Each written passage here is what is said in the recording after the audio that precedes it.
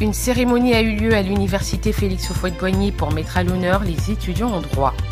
Le concours Miss Côte d'Ivoire a décidé de changer ses critères de sélection et la ville d'Oumé a accueilli la 2e édition du Festival des Arts et de la Culture du Peuple Ban. Voilà pour le sommaire de cette édition. Bienvenue à tous et à toutes. Une cérémonie d'excellence qui valorise le mérite des étudiants en droit mettant en avant le travail, la rigueur et l'engagement. Elle se veut aussi un modèle d'inspiration pour les futurs juristes. Il faut dire que depuis son avènement au poste de doyen de la faculté de droit, le doyen Gagui Abraham n'a de cesse de promouvoir l'excellence. Il a fait de l'excellence son cheval de bataille et donc à ce niveau, les étudiants soutiennent. Il y a plus de 326 soutenances de mémoire en près de 2 ans. Il y a également 80% de tous les concours, des admis de tous les concours sont des étudiants de la fac de droit. Cette cérémonie aujourd'hui nous honore. Nous sommes heureux depuis 2014. Moi, je suis de la promo 2014, maîtrise à l'université ici. Et c'est en 2024 qu'on décide d'honorer toutes ces personnes qui sont admises au concours. Et vraiment, nous sommes fiers de faire partie de cette université-là, surtout de l'UFR de droit. Et voilà, nous demandons à nos jeunes frères de ne pas se décourager de travailler. Au-delà des distinctions, cet événement encourage la culture de l'excellence et motive les étudiants à se surpasser. Il constitue également une opportunité de visibilité professionnelle, facilitant ainsi leur insertion dans le monde du travail. Située à Yamoussoukro, la basilique Notre-Dame de la Paix est l'un des édifices religieux les plus impressionnants au monde. Inaugurée en 1990 par le pape Jean-Paul II, elle se distingue par son architecture inspirée de la basilique Saint-Pierre de Rome et son immense dôme qui domine la capitale politique ivoirienne. Avec une capacité d'accueil de plus de 18 000 fidèles, elle est un symbole de foi et de fierté nationale.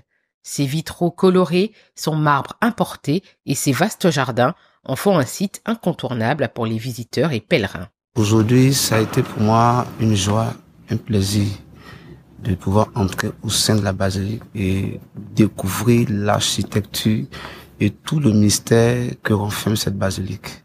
Et pour moi, je peux dire vraiment, c'est un lieu vraiment de motivation spirituelle, un lieu d'inspiration spirituelle, un lieu où tu viens et ça te redonne vraiment l'espoir que Dieu est vivant.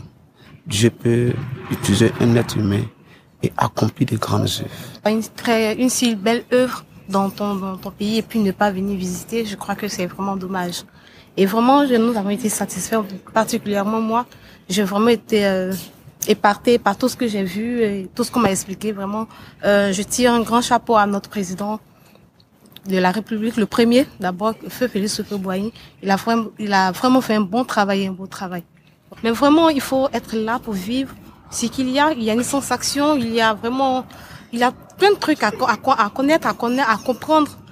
Tant que tu n'es pas là, tu ne peux pas comprendre. Au-delà de sa dimension spirituelle, la basilique demeure un témoin du rayonnement de la Côte d'Ivoire et un attrait touristique majeur. À quelques jours du début des présélections de Miss Côte d'Ivoire qui se dérouleront du 15 février au 10 mai, les critères du concours évoluent. Fini les mèches et les perruques, place désormais aux cheveux et au teint naturel. Ma première réaction, donc, quand j'ai appris que les critères de cette année éliminaient tout ce qui était tissage et mèches pendant les présélections du concours Miss Côte d'Ivoire, ça a été il était temps. Il était temps pourquoi? Parce que on ne peut pas parler de beauté sans mettre en avant nos propres caractéristiques africaines. Et les éditions qui sont passées nous ont prouvé que les candidates qui étaient naturelles sont largement plébiscitées. C'est un premier pas vers la valorisation de la beauté naturelle ivoirienne.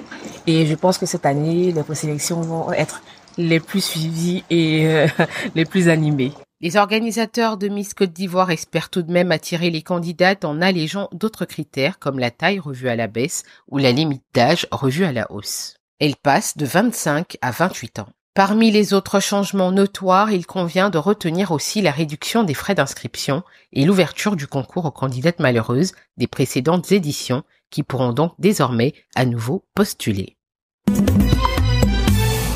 La deuxième édition du Festival des arts et cultures du peuple Gban s'est tenue à Oumé sous le thème Diversité culturelle Gban, facteur de cohésion sociale et de développement. L'événement organisé au stade municipal a réuni des élus et cadres de la région, dont Touré Aya Virginie et le député-maire Ladji Kwasi Joachim.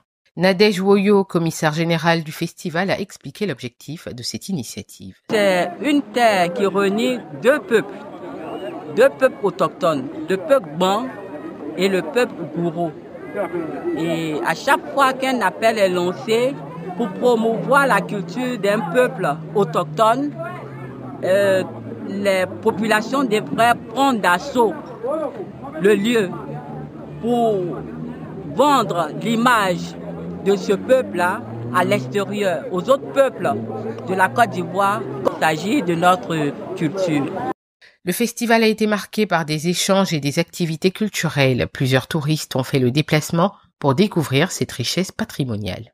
L'initiatrice du festival souhaite désormais l'institutionnaliser en l'organisant dans toutes les sous-préfectures d'Oumé. Elle a également salué le soutien des partenaires, notamment celui du ministère de la Culture et de la Francophonie.